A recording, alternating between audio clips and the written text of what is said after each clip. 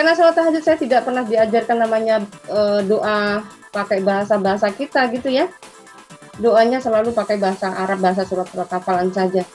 Sampai pada akhirnya saya kesel gitu. Saya akhirnya gini, wahai pencipta langit dan bumi, saya bilang, tunjukkan kebenaran kepadaku. Jika engkau memang Tuhan, engkau pasti akan mengalahkan suara itu. Gitu kan. Tapi ternyata apa? Tidak bisa. Itulah, akhirnya saya pasrah, saya menyerah. Saya benar-benar menyerah, akhirnya saya menyerahkan diri saya sudah menjadi milik Kristus. Dan saya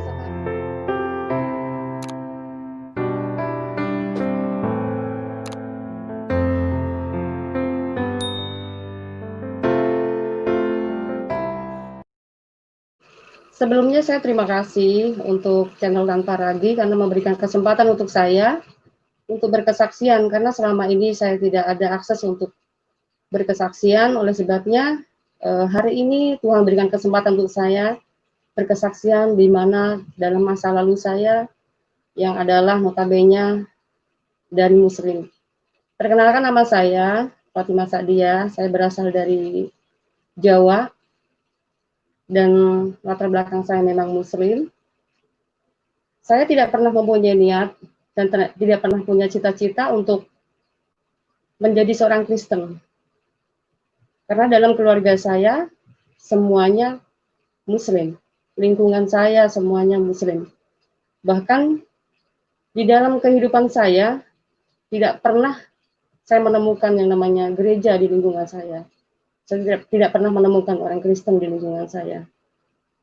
Saya dibesarkan keluarga Muslim semuanya 100%.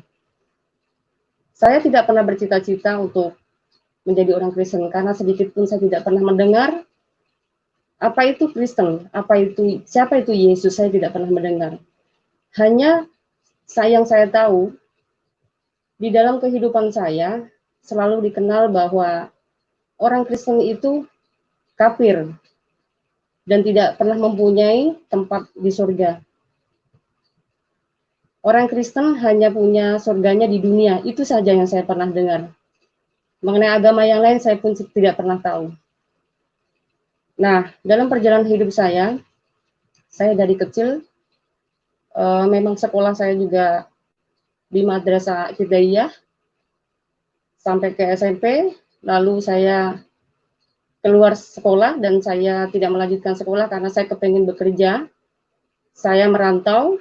Nah, setelah merantau itu memang saya sedang mencari jati diri. Karena dalam perjalanan hidup saya dulu, ketika saya sekolah, saya tuh paling rajin ngaji, saya paling rajin untuk selalu belajar agama gitu ya. Dan bahkan saya tuh sering bertanya, sering kritis sama guru gitu. Nah, saya tuh suka nanya begini, Pak Guru, kalau begitu kita Islam semuanya masuk surga ya, saya bilang gitu. Kata Pak Guru saya bilang, oh belum tentu katanya. Oh kalau begitu hanya Muhammad saja ya yang bisa masuk surga, juga belum tentu. Nah kalau begitu siapa dong? Gimana dong, surga kosong dong gitu kan. Saya banyak bertanya. Tetapi dalam pendidikan saya selama ini tidak pernah diperlihatkan mengenai tentang surga, tetapi hanya diceritakan mengenai tentang neraka saja. Itu yang buat takut saya gitu. Saya begitu takutnya, saya tidak mau terlewatkan untuk selalu sholat 5 waktu. Zaman saya dulu, itu bahkan lampu aja tidak ada gitu ya. Musola itu banyak, 100 meter setiap tempat tinggal saya selalu ada musola. Nah, saya tuh selalu paling rajin. Dari teman-teman saya paling rajin gitu. Nah, di tengah-tengah hal yang membuat saya ini semakin penasaran, kalau memang surga itu kosong, lalu buat apa selama ini kita ibadah? Selama ini kita ngikutin aturan-aturan yang saya sendiri sebenarnya tidak paham gitu. Untuk apa kesemuanya ini? Tetapi saya takut kalau saya ini nanti sampai mati ke neraka gitu. Karena kehidupan saya begini. Saya dulu mikir, saya hanya dilahirkan, setelah itu dibesarkan, setelah itu menikah, setelah itu saya mati. Hanya itu saja, saya seperti tidak punya harapan di masa lalu saya. Tetapi dalam kematian itu pasti saya akan menemukan neraka. Itu yang saya takutkan. Nah, oleh sebabnya saya tidak pernah menemukan jawaban dari guru saya, guru ngaji saya, ustadz saya, tidak pernah menemukan jawaban bahwa kita bisa masuk surga. Itu tujuan saya. Nah, tapi dalam hal itu saya tidak berpikir bahwa Islam itu buruk, bahwa Islam itu tidak baik. Tidak, saya tidak pernah berpikir seperti itu. Menurut saya, memang guru saya yang mungkin kurang ilmu gitu.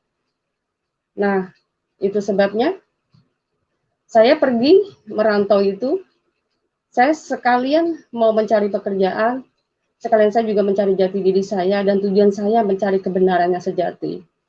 Begitu. Halo? Halo? Yo, silakan. Terus. Ya. Lanjut. Pada akhirnya saya mendapatkan pekerjaan.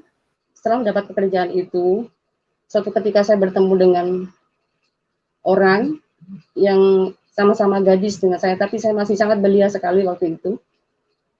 Saya diajak berteman, lalu diajak ke rumahnya gitu. Nah, di situ saya tidak mengira bahwa di situ saya bertemu dengan orang-orang yang sangat mengerti dengan agama. Saya melihat mereka ini semuanya religius gitu. Nah, di situ ada kesempatan saya untuk bertanya-tanya mengenai tentang agama Islam. Karena memang selama ini saya tidak pernah mendapatkan satu jawaban dari guru saya dulu. Gitu. Nah, setelah itu, para ustadz itu menceritakan bahwa kita Muslim tetap bisa masuk surga, tetapi harus melalui jihad, seperti itu. Dan kita harus diharuskan untuk membayar sedekah dan juga infak setiap bulannya. Nah, mikir saya begini, oh pasti di sini kayaknya ada jalan di sini, ada jalan menuju surga ini di sini. Saya menemukan komunitas yang membuat saya itu semakin nyaman, membuat saya mungkin semakin inilah jawaban, seperti itu. Dan saya melanjutkan perjalanan saya, akhirnya saya masuk di dalam organisasi yang saya sendiri tadinya tidak menyangka bahwa itu adalah melawan hukum. Tetapi yang jelas saya menjalani semuanya sesuai syariat Islam. Gitu. Yang penting saya tidak keluar dari Islam. Saya tetap Islam. Karena saya tetap memandang bahwa Islam itu adalah rahmatan lil alamin. Saya tidak pernah memandang Islam itu buruk. Itu masa lalu saya. Tetapi di dalam perjalanan hidup saya justru tidak pernah menemukan kedamaian. Saya di dalam organisasi itu seperti orang dikejar, karena apa? Saya semakin tidak punya harapan. Mungkin saya akan menemukan jalan ke surga melalui infak dan sedekah dan jihad yang selama ini saya jalanin. Saya dapat pekerjaan setiap bulan saya gajian, selalu habis untuk itu semua. Bahkan untuk kesehari-harian saya harus berjuang saya harus cari sendiri lagi. Itu penderitaan saya selama saya mengikuti organisasi ini. Karena apa? Semuanya demi untuk berdirinya dan tegaknya Indonesia ini menjadi negara Islam. Karena tujuan negara Islam ini, tujuan bangsa Indonesia ini dan organisasi yang saya jalani dulu, ini bertujuan untuk membuat bangsa Indonesia ini menjadi negara Islam Indonesia.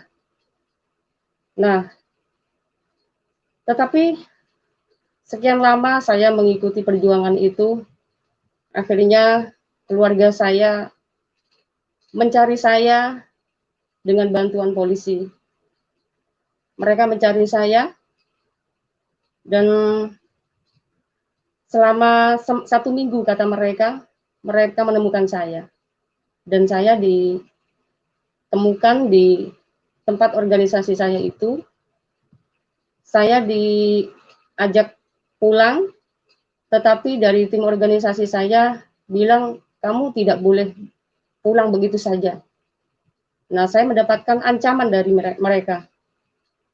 Mereka bilang, antum mau rencana balik lagi atau tidak? Kalau antum rencana balik, antum akan selamat. Tetapi kalau antum tidak balik, antum akan mati. Seperti itu perkataan mereka. Nah, karena pada waktu itu saya masih tetap berambisi untuk tetap di jalan itu, saya mengatakan saya tetap balik, saya bilang gitu. Karena demi keselamatan organisasi ini supaya tidak terbongkar oleh aparat, makanya saya siap mengikuti keluarga saya. Dengan syarat saya harus kembali lagi. Nah, setelah saya sudah pulang, keluarga saya mencoba untuk menyadarkan saya. Nah, dengan cara mereka untuk saya sadar dan tidak kembali kepada organisasi itu, karena keluarga saya juga tahu mungkin itu sudah dilihatnya melenceng dari ajaran gitu kan, dari ajaran Islam menurut keluarga saya gitu.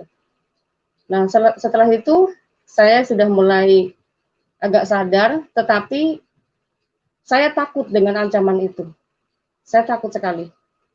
Akhirnya saya pergi dari rumah, dan saya juga tidak bilang sama keluarga saya bahwa saya ini dapat ancaman atau apa. Yang jelas saya tidak mau mereka tahu tempat tinggal saya dan saya pergi meninggalkan keluarga saya lagi.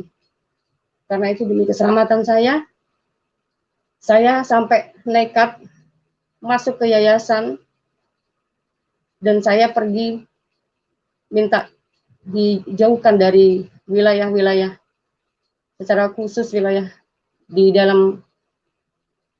daratan Jakarta dan sekitarnya. Akhirnya saya keluar ke seberang untuk mencari aman. Nah, setelahnya saya kembali lagi pulang. Tetapi terbesit kembali pemikiran saya untuk mencari kebenaran, karena saya lagi-lagi saya takut yang namanya kematian. Karena mati, pasti saya akan ke neraka.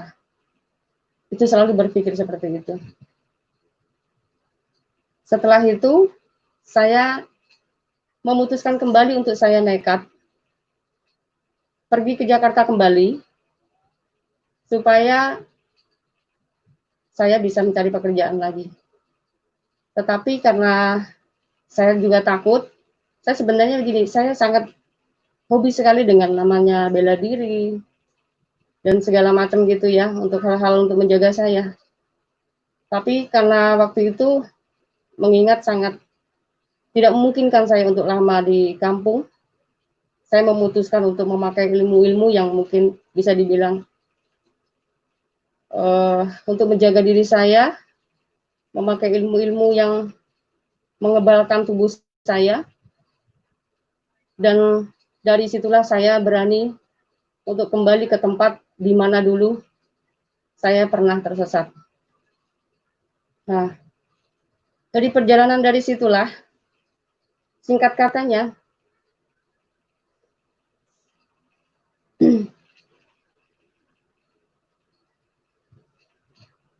saya mencoba lagi berjuang untuk mencari pekerjaan. Tetapi kata security semuanya bilang katanya tidak ada pekerjaan. Nah, karena saya mungkin udah biasa diajar untuk mental keras, melawan orang, apalagi ditambah lagi saya punya ilmu-ilmu, saya hobi sekali dengan berantem secara fisik. Nah, setelah itu, saya dendam sekali dengan satpam itu, dan saya mencoba ingin membalas dendam. Dan saya berusaha untuk belajar lagi tentang fisik saya, untuk saya supaya lebih baik lagi. Nah, dari situlah saya dipertemukan dengan cowok. Saya satu kos gitu ya, satu kos sama temen cewek. Nah, itu temen cowok yang datang itu temennya temen aku gitu. Lalu temen aku itu mencoba mendekati saya dan dia suka sama saya gitu. Tetapi saya dengar dia security gitu kan. Nah, setelah itu saya akan manfaatkan security ini untuk bisa memasukkan saya untuk supaya saya menjadi security. supaya saya bisa membalas dendam sama security itu yang menolak saya itu. Setelah itu saya ternyata tidak berhasil karena security yang suka sama saya itu ternyata tidak bisa saya manfaatkan, tapi sebaliknya saya justru dimanfaatkan sama security itu. Dan ternyata dia malah menyukai saya.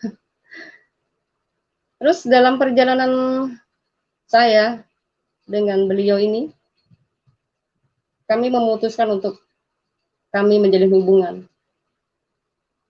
Tapi yang namanya perempuan kita tetap takut ya, takut kenapa-kenapa seperti itu. Nah, pada akhirnya saya memberikan ketegasan kepadanya bahwa dia harus ikut saya Islam gitu. Karena ternyata cowok saya ini Kristen, saya tidak tahu sebelumnya gitu kan. Setelah saya tahu, serius mengatakan dia adalah seorang Kristen. Akhirnya saya mengajak bicara dua mata dan saya menyatakan kalau kamu siap menikahi saya berarti kamu harus mengikut saya menjadi beragama Islam. Kata dia tidak bisa, gitu kan. Saya sangat kecewa pada waktu itu karena apa? Ternyata cintanya cuma hanya sekedar itu gitu. Tidak mau berkorban untuk saya. Ya sudah, akhirnya kami memutuskan untuk berpisah.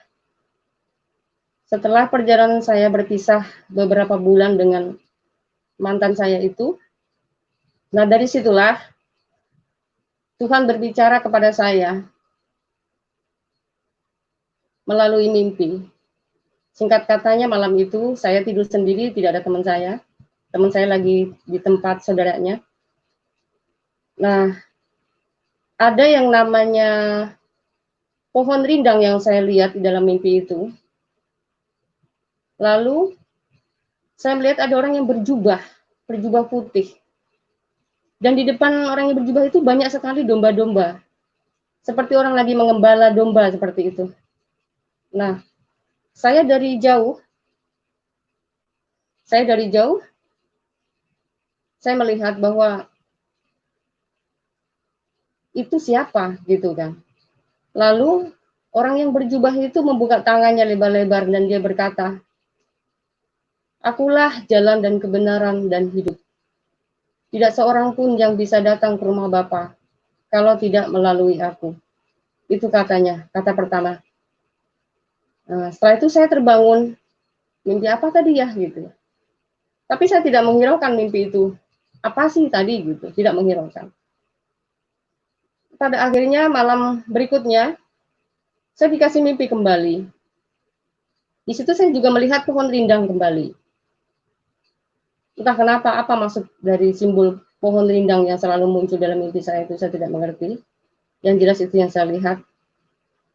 Dan saya melihat ada anak 7 tangga. Di atas anak 7 tangga itu ada yang namanya salib.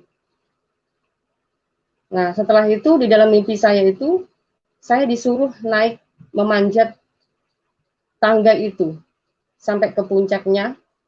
Saya memeluk salib itu dan salib itu berubah menjadi wajah orang. Orang itu bicara seperti yang mimpi saya pertama kali. Akulah jalan dan kebenaran dan hidup. Tidak seorang pun yang bisa datang ke rumah Bapa kalau tidak melalui aku, katanya.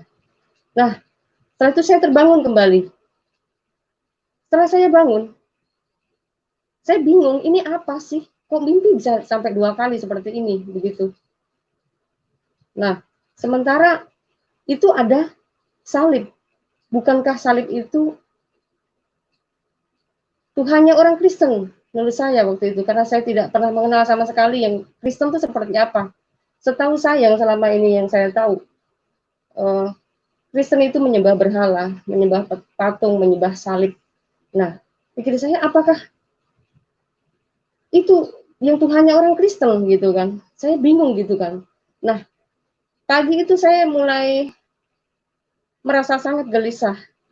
Saya begitu seperti dikejar ke suara-suara itu seperti mengejar saya gitu. Saya penasaran.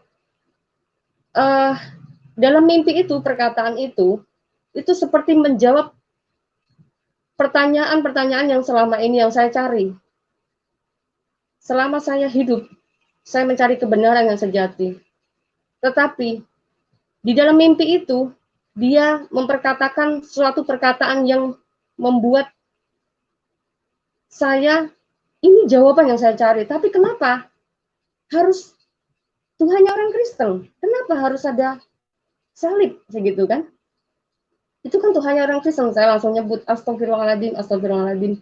Dan saya tidak mungkin. Saya tidak akan mungkin menjadi Kristen. Saya tidak mungkin. Saya begitu. Saya selalu menolak. Akhirnya apa? Saya membaca surat An-Nas, pokoknya surat-surat hafalan, surat apa itu saya bacain. Untuk saya menolak kalimat-kalimat yang di dalam mimpi saya itu. Ini pasti jin. Ini pasti jin yang akan menyeret saya pada kekafiran. Itu waktu itu saya berpikir seperti itu. Karena saya selama ini sudah diajar bahwa di dalam kekristenan atau orang Kristen itu tidak mempunyai tempat surga. Di dalam kekristenan itu hanya yang ku tahu surganya itu hanya di dalam dunia ini begitu. Jadi saya tidak mungkin akan menjadi Kristen. Akhirnya saya berusaha untuk selalu saya berdoa di dalam hafalan-hafalan surat hafalan yang saya hafalkan. Nah, tetapi semakin saya menolak dengan surat-surat hafalan yang saya naikkan itu, justru suara itu semakin kencang dan semakin seolah-olah semakin jelas di dalam pikiran saya. Dan bahkan mengalahkan surat-surat hafalan yang saya hafalkan itu. Akhirnya saya mulai gelisah dan saya sangat panik sekali. Ini semakin gila saya kalau seperti ini. Saya terus bertahan. Saya gimana caranya saya untuk menolak perkataan yang ada di dalam mimpi saya itu. Saya, Pak Tantaragi, kalau mau tahu, sedikit pun sama sekali saya tidak pernah terbesit dan tidak pernah mau menjadi orang Kristen.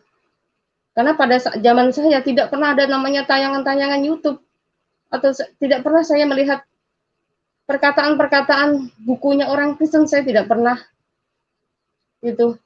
Nah, akhirnya saya bertahan sampai 3 minggu. Dalam waktu 3 minggu itu bergumul saya, karena begitu hebatnya suara itu yang mungkin membuat saya semakin gelisah dan saya tidak kuat. Pada akhirnya saya ngobrol sama teman saya itu, akhirnya teman saya tanyain. Saya bilang, di sini ada gereja di mana? Saya bilang, oh di sana Kak. Ayo tolong antarkan saya. Saya kepengen tanya sama pendeta orang Kristen itu supaya bisa meramal mimpi saya. Saya udah hampir gila seperti ini gitu kan. Terus akhirnya dia datang, dia nunjukin saya gereja dan sekaligus sama dia gitu. Akhirnya saya mau masuk gereja pun saya gemetar. Karena pikir saya kalau masuk gereja itu berarti sudah mau melangkah ke kekafiran saya ini gitu loh. Karena seumur-umur saya belum pernah namanya menginjak gereja. Jadi pada saat itu saya begitu takut, tapi karena saya juga serba salah ya. Saya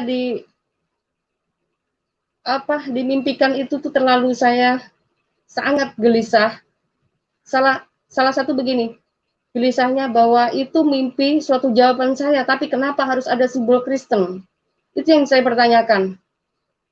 Nah, setelah itu saya nekat untuk masuk. Dan di situ ada hamba-hamba Tuhan yang langsung menanyain kami berdua. Ada apa? Ada yang kami bantu katanya. Iya Pak, saya mau minta sama Pak Pendeta supaya meramal mimpi saya gitu. Karena tujuan saya di situ saya bukan menjadi orang Kristen. Saya datang ke gereja, saya ingin Pak Pendeta itu meramal mimpi saya karena di dalam mimpi saya yang kedua itu ada tanda salib. Berarti itu kan Tuhannya orang Kristen gitu.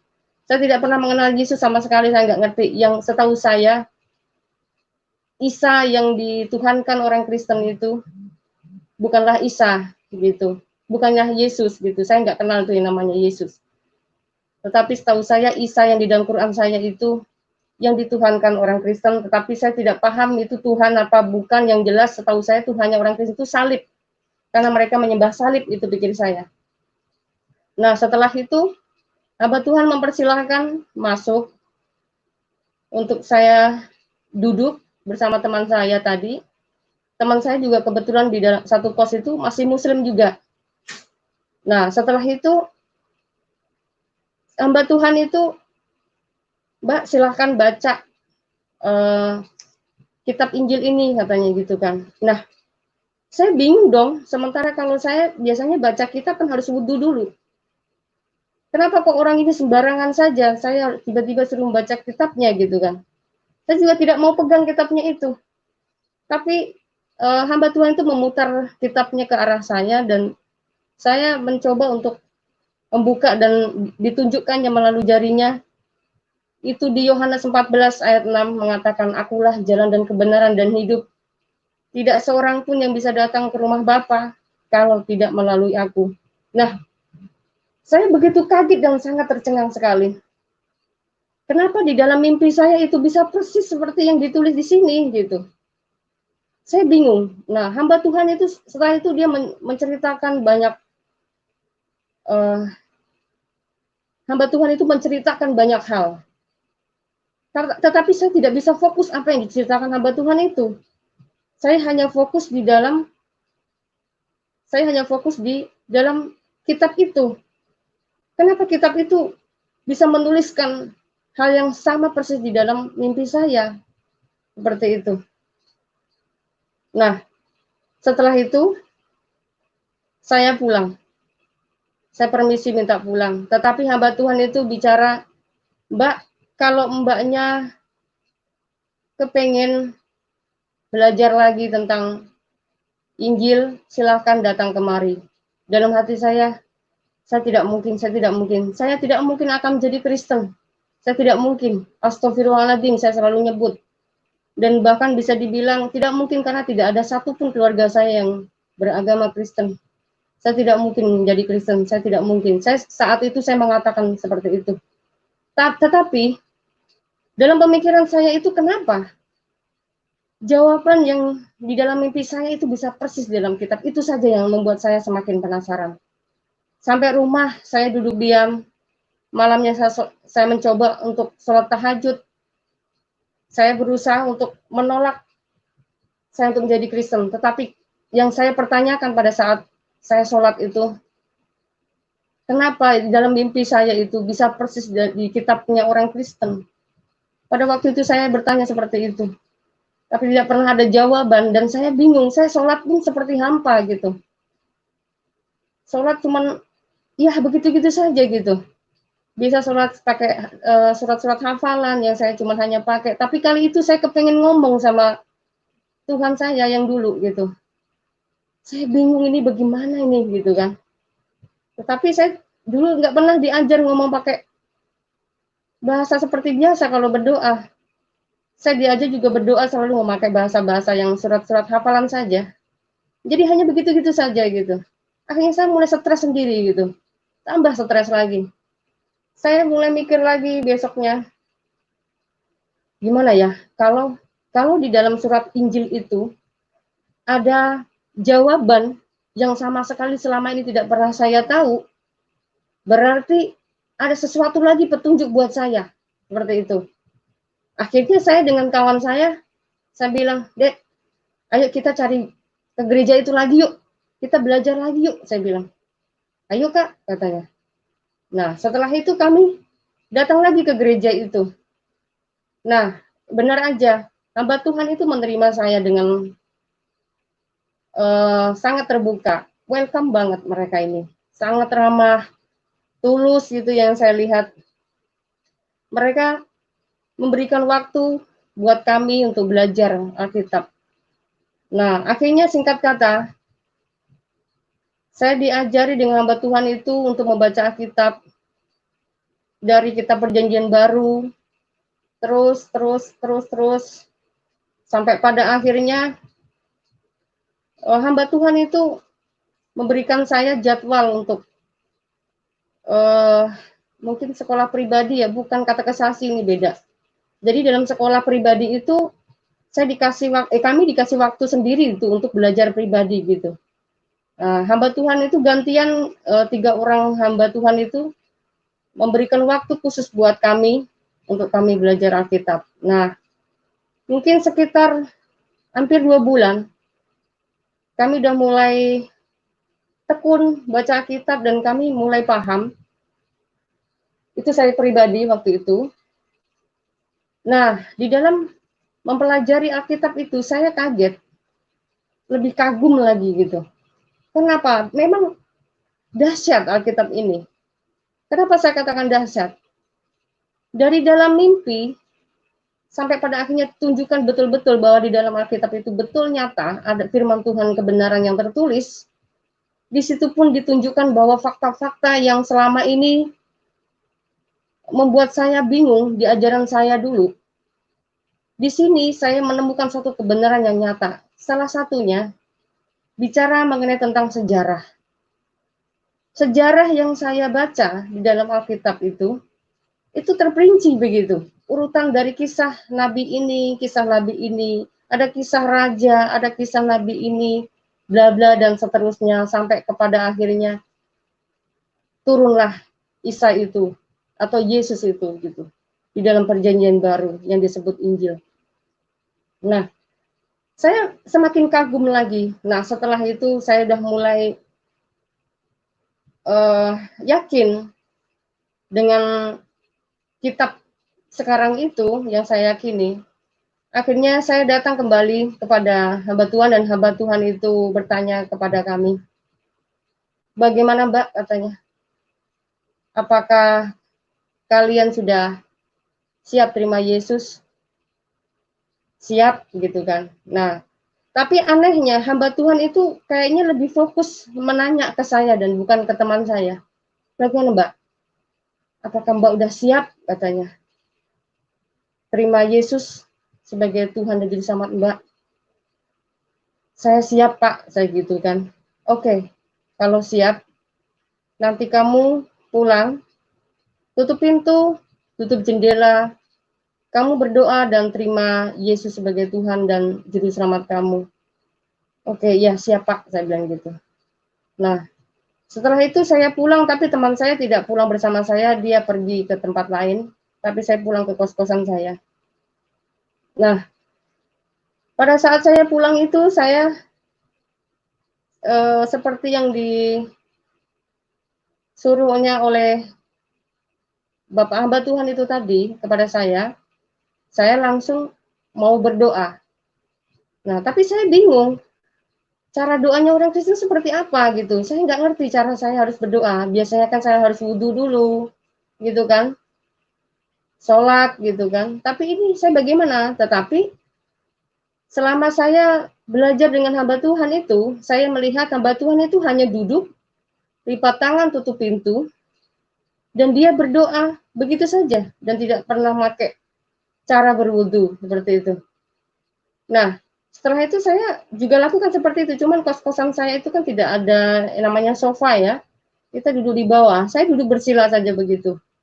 Akhirnya saya juga duduk seadanya dan saya juga berdoa seperti yang diajarkan hamba Tuhan itu tadi.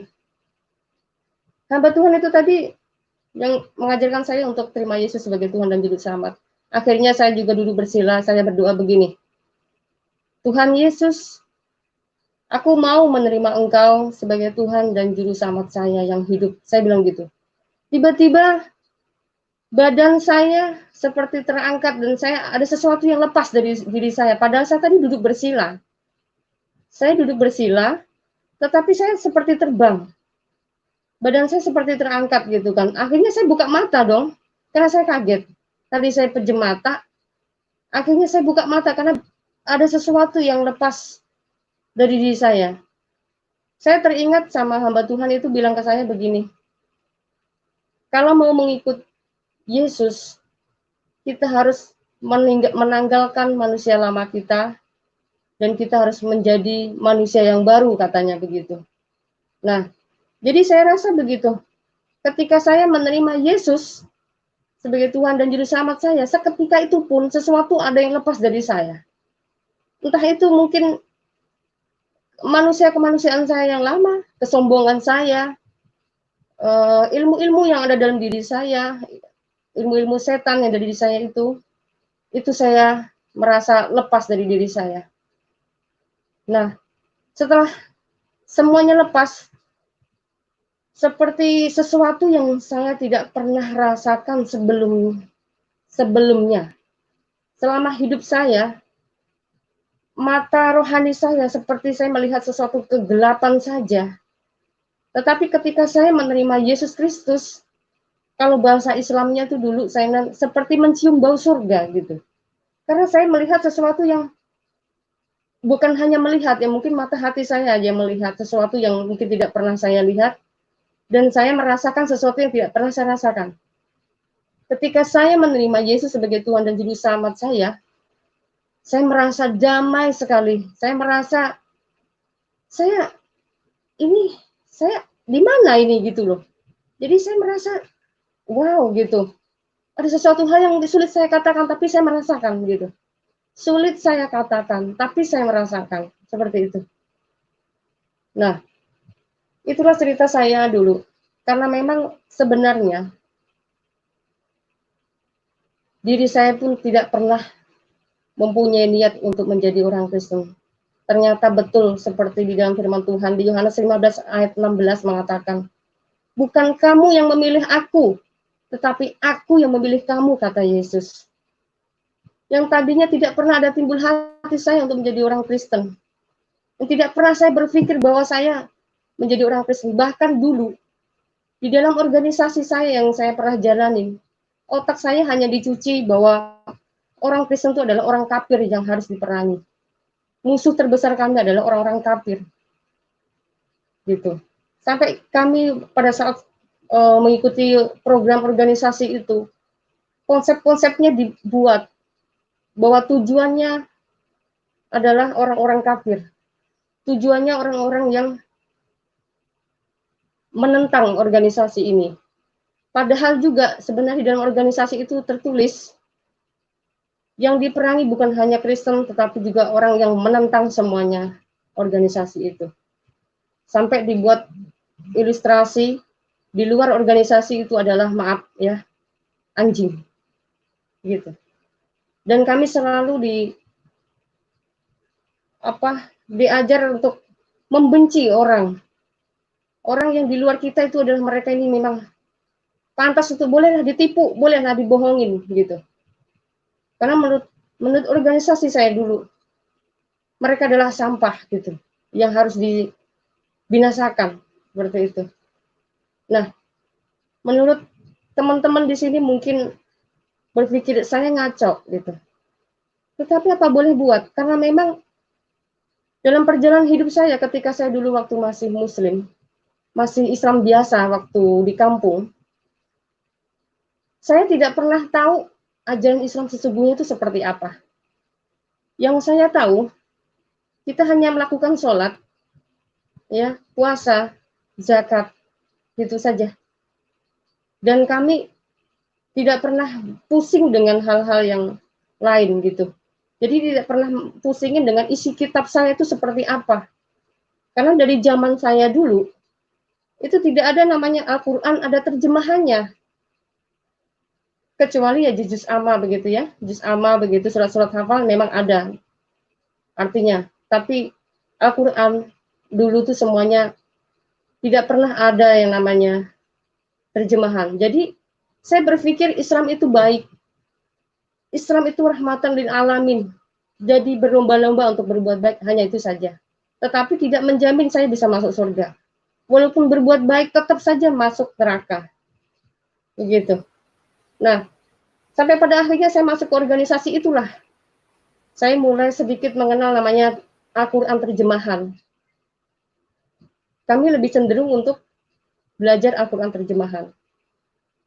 Nah, memang ternyata di situ ada himbauan-himbauan untuk memerangi musuh, memerangi non-muslim, memerangi kafir di sekitar kita gitu.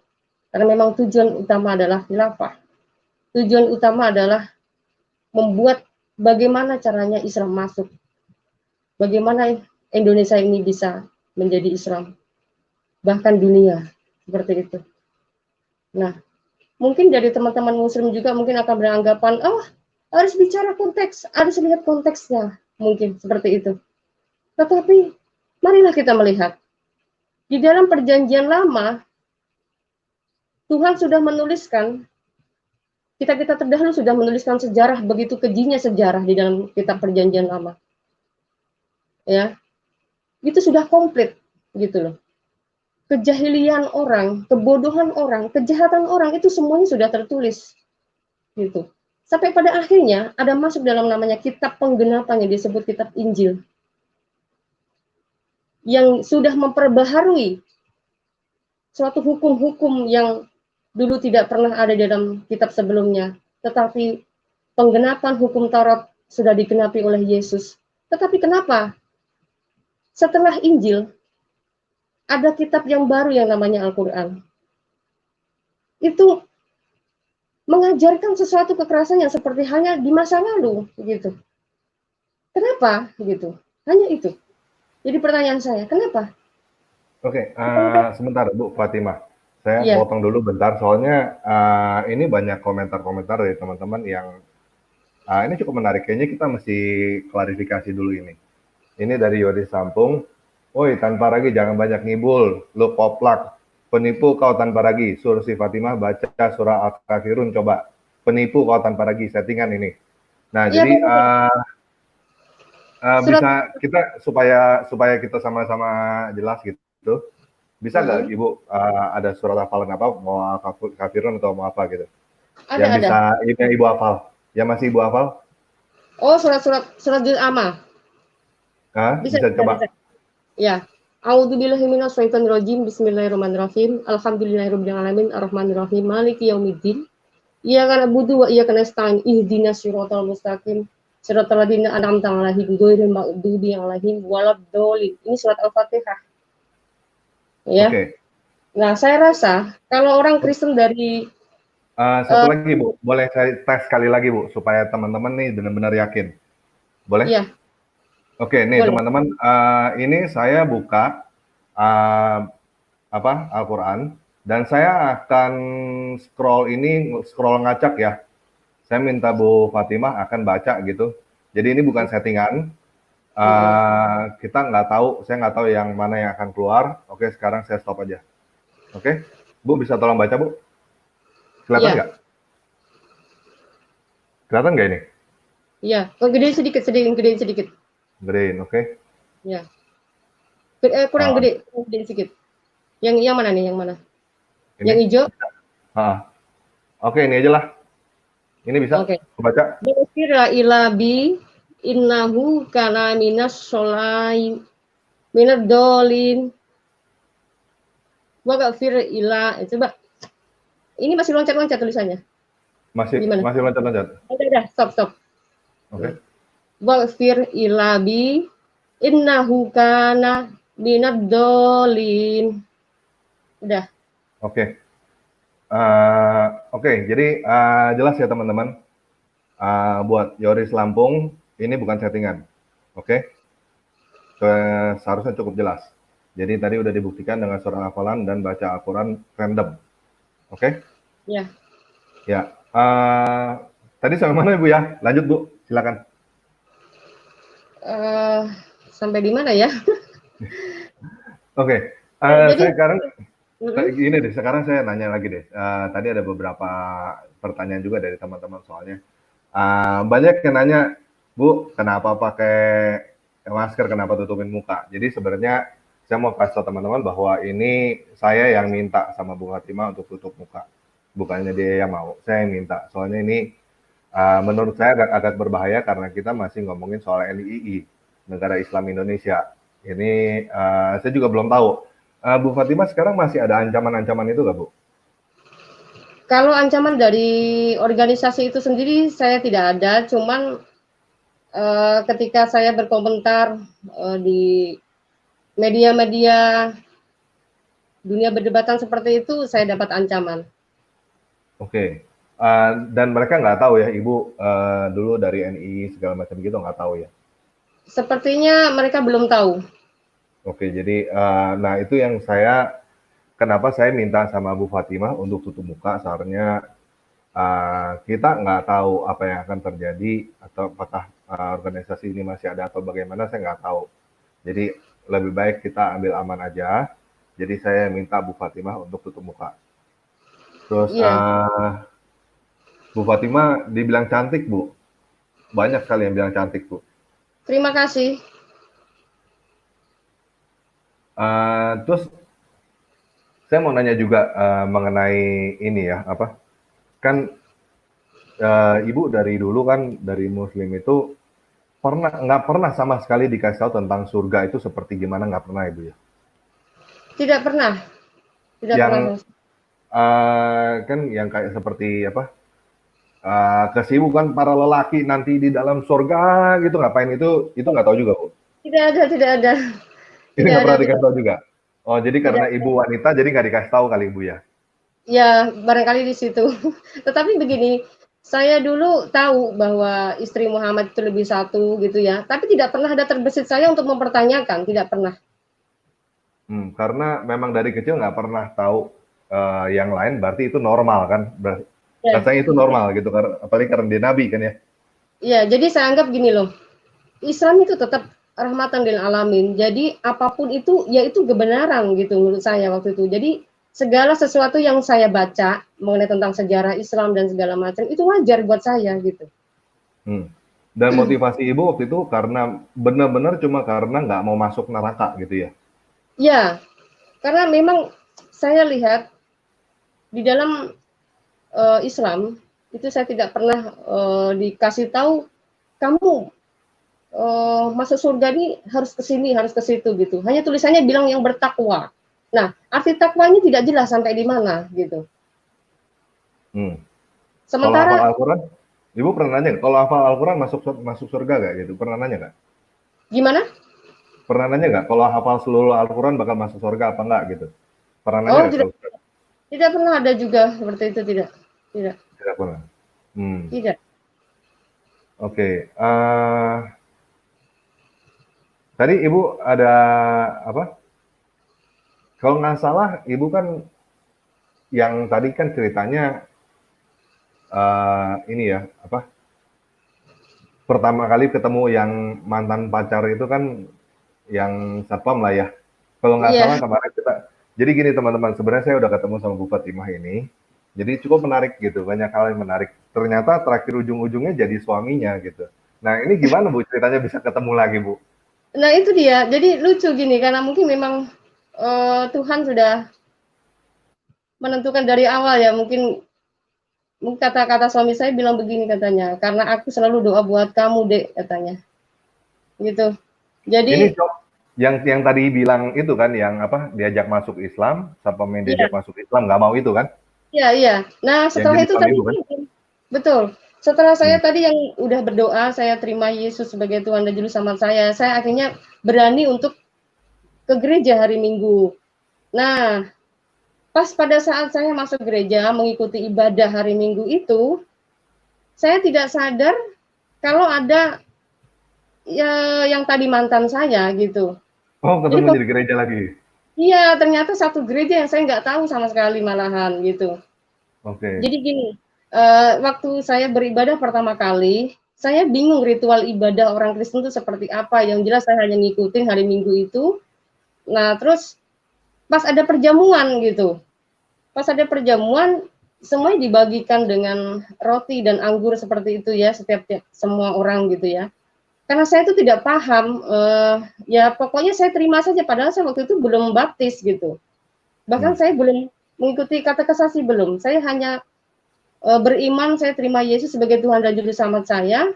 Dan di gereja itu tiba-tiba ada perjamuan dan saya ambil minum. Nah di belakang saya itu ada cowok yang manggil saya gitu. Saya nggak ngerti ya. Saya nggak mau menghadap ke belakang karena buat saya, setahu saya kalau namanya kita beribadah harus ke depan saja gitu kan. Nah, setelah saya selesai ibadah keluar, nah cowok itu datang hampiri saya terus dia begitu heran mungkin, loh, kok saya bisa ke gereja padahal tadi saya lihat dia sudah sama cewek lain gitu. dia sudah bersama cewek lain dan di situ ceweknya main ditinggalin aja langsung dia datang ke saya gitu. Mungkin heran karena selama ini kan kita putus hanya gara-gara agama gitu.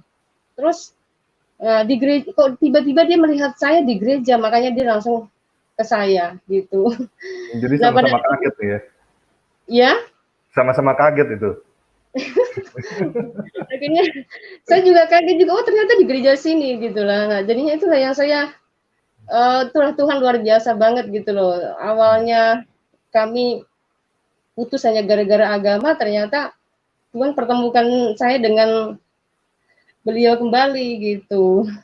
Oke, Bu, saya masih penasaran sama surga yang tadi, Bu. Maksudnya, kan Ibu nggak pernah tahu kan yang surga bidadari kayalan itu kan Ibu nggak pernah tahu kan seumur hidup dulu kan. Nah, Uh, kalau misalnya pada saat itu, saat dulu Ibu tahu bahwa surga itu yang penuh dengan bidadari kayalan itu, gitu, Ibu akan mempertanyakan itu atau anggap itu normal aja, memangnya begitu, gitu? begini, kalau waktu saya menganut Islam yang biasa dulu, bisa Hmm. dibilang Islam liberal ya, karena Islam yang mungkin hanya mengedepankan nurani ya, Islam yang hanya melakukan kebaikan-kebaikan saja, tidak berdasarkan dengan Al-Quran, saya tidak pernah tahu yang namanya surga bidadari. Tetapi ketika saya masuk di organisasi saya yang baru itu, saya sedikit tahu, saya pernah membaca tentang bidadari gitu. Tetapi orang-orang di situ kita mempercayai bahwa Islam di situ tetap bisa masuk surga kita muslimah kalau kita membayar sodako dan infak kemudian. Kesibukan tadi kan itu kan kesibukan para lelaki di surga kan begitu kan. Kalau kesibukan wanita di dalam surga ada nggak, Bu? Tidak ada. Jadi nggak tahu gitu ngapain ya. Yang Tidak ada penting istilah. Mungkin hanya selama ini begini, ketika saya masuk di organisasi itu, saya hanya berfokus kepada jihad saja, pada tujuan organisasi itu. Jadi setiap orang itu akan bisa masuk surga, yang penting sudah bayar sodako, itu saja. Jadi kami tidak pernah memusingkan ke hal yang lain, itu saja. Dulu seperti itu. Oke. Sekarang rasanya gini, saya mau nanya sama Ibu gini, mumpung sekarang lagi ada di sini gitu ya, apa yang Iya. ingin Ibu sampaikan kepada teman-teman yang muslimah lah terutama, karena Ibu kan dulu muslimah kan, gitu. Iya. Ya. Untuk teman-teman yang mungkin masih terikat di dalam agama saya seperti dulu, jangan pernah takut untuk murtad ya, jangan pernah takut. Karena apa? Dulu bagi saya bahasa murtad memang menakutkan buat saya. Apalagi saya nanti menjadi orang kafir itu sangat menakutkan buat saya. Tapi ternyata ketika saya sudah di dalam terang, saya mengenal kebenaran, itu di sini akan melihat terang semuanya. Yang dulu saya anggap wajar, di sini saya melihat semuanya sangat tidak wajar. Tahu maksud saya? Maksudnya seperti ini. Ketika dulu saya mengimani agama saya dulu, apapun yang tertulis, menurut saya itu wajar. Mengenai hal peperangan, memerangi sesama manusia yang tidak segolongan dengan kita, menurut saya itu wajar. Nah, terus di dalam ajaran kita dulu, siapa yang menghina Nabi, siapa yang memperolok-olok atau menista Islam, itu wajib diperangi dan itu wajib dihukum, itu masa lalu. Ternyata di dalam kekristenan itu di dalam terang diajarkan untuk kasih. Siapapun yang menista, yang mengolok-olok Yesus, siapapun yang menista agama Kristen, tidak akan pernah kami untuk mau membalasnya. Karena Yesus mengajarkan kita tentang kasih kepada sesama dan bukan hanya kasih kepada satu golongan. Dan itu yang saya cari selama ini di dalam Islam. Karena di dalam Islam mengenai tentang apa namanya kata hablum minallah, hablum minannas, itu hanya sesuatu yang kosong. Padahal dalilnya tidak pernah ada. Itu saya tidak pernah menemukan. Selama ini yang saya cari, di dalam Quran hanya wajib mengasihi sesama segolongan saja. dan tidak diwajibkan untuk mengasihi sesama. Tidak ada ayat untuk kasihilah sesamamu manusia sama seperti dirimu sendiri.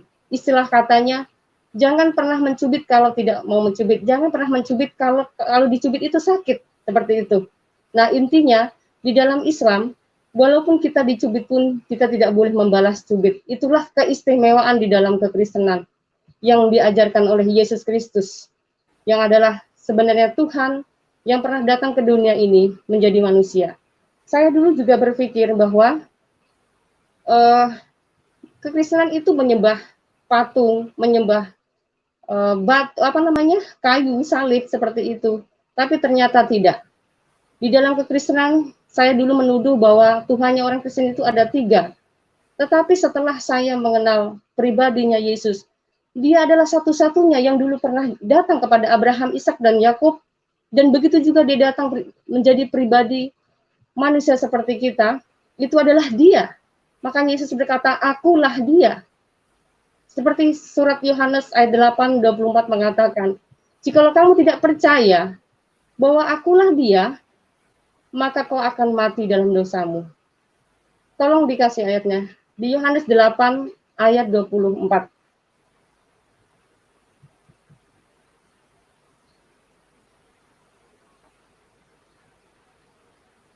Karena itu tadi aku berkata kepadamu, bahwa kamu akan mati dalam dosamu.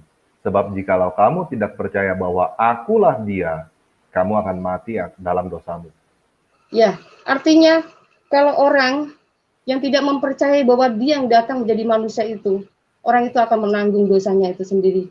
Teman-teman yang mungkin masih di dalam Muslim, selama ini menganggap bahwa upaya kalian untuk sholat, bahwa upaya-upaya kalian untuk beramal, itu semuanya akan sia-sia jika kalian itu salah untuk menyembah Tuhan yang benar itu siapa. Karena memang saya sudah mengenal pribadi Yesus secara pribadi bahwa dia adalah Tuhan. Buktinya, satu bukti yang saya belum tekankan ya Pak tanpa ragu ya. Begini, yang seperti yang saya awal tadi, ketika ada mimpi di Yohanes 14 ayat 6 itu yang bicara kepada saya, buktinya surat-surat, berapa surat itu tidak bisa menolak, tidak bisa mencegah suara itu, gitu kan. Bisa dibilang, kenapa kalau seandainya saya tidak boleh menjadi Kristen saya ini, kenapa Allah saya tidak bisa menolong saya, gitu. Padahal saya tidak mau menjadi Kristen. Kenapa? Nah, Ibu dulu coba tolak perkataan Yesus ini dengan surat-surat ayat-ayat hafalan, Ibu ya? Iya, surat-surat hafalan, kayak surat-surat Anas, surat Al-Falaq, kayak begitu, Al-Fatihah, kayak gitu-gitu.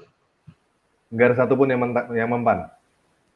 Ya, tidak ada satupun yang bisa menghilangkan suara kalimat-kalimat itu. Bahkan semakin saya membaca surat-surat hafalan, saya semakin malah kayak semacam hampir gila. Saya bilang selama 3 minggu saya menolak. Selama 3 minggu itu saya menolak panggilan itu. Saya hampir gila, saya hampir stres. Saya udah parah. Nah, ini saya belum saya ceritakan ya, hampir gilanya saya waktu sholat tahajud. Karena sholat tahajud saya tidak pernah diajarkan namanya doa pakai bahasa-bahasa kita gitu ya. Doanya selalu pakai bahasa Arab, bahasa surat-surat hafalan saja. Sampai pada akhirnya saya kesel gitu. Saya akhirnya gini, wahai pencipta langit dan bumi, saya bilang, tunjukkan kebenaran kepadaku. Jika engkau memang Tuhan, engkau pasti akan mengalahkan suara itu. Gitu kan. Tapi ternyata apa? Tidak bisa. Itulah, akhirnya saya pasrah, saya menyerah. Saya benar-benar menyerah, akhirnya saya menyerahkan diri saya sudah menjadi milik Kristus. Dan saya sekarang bukan milik Allah lain, akan tetapi saya menjadi milik Yesus Kristus, yang adalah Tuhan di dalam perjanjian lama sama perjanjian baru. Dia adalah yang Alfa dan yang Omega. Dia yang tetap sama. Tolong mungkin bacakan di Yesaya 42 ya. Yesaya 42, kalau nggak saya Yesaya 42 ya itu ya. Ayat 12. 48 ya, Yesaya 48, sorry. Yesaya 48. Yesaya 48. Ayat 12.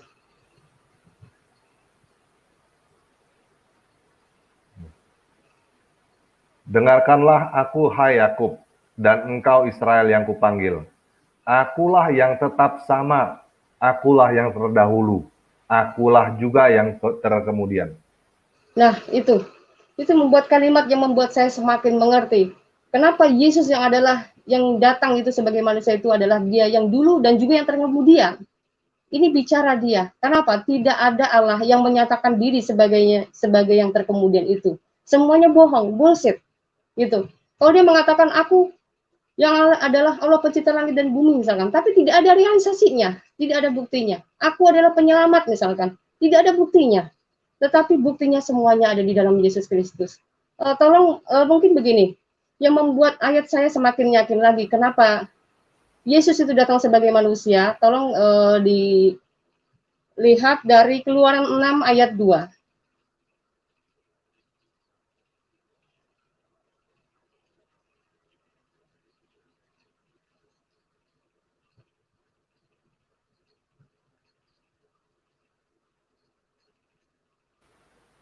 Yang ini? Ya, saya tidak melihat, ini kecil sekali soalnya. Oke. Silakan bacakan saja. Aku telah menampakkan diri kepada Abraham, Ishak, dan Yakub sebagai Allah yang Maha Kuasa. Tetapi dengan namaku Tuhan, aku belum menyatakan diri. Ya. Nah, Tuhan di sini, ingat ya teman-teman ya, ini Tuhan TUHN huruf besar semua. Ini adalah kata ganti dari Yahweh. Ya. Nah, artinya bisa. Nah, itulah yang membuat saya bilang, inilah ciri yang memang harus semua orang tahu gitu. Orang bertanya-tanya, siapa itu Yesus gitu loh. Kenapa Yesus Kristus kalau di dalam situ sudah ada Yahweh? Sementara ini dikatakan Yahweh, tapi belum menyatakan kan namanya. Nah, itu artinya Yahweh itu ada bukan nama yang sesungguhnya. Itu nama yang penuh makna, yang mau diartikan sebagai yang terkemudian, yang mau datang itu gitu.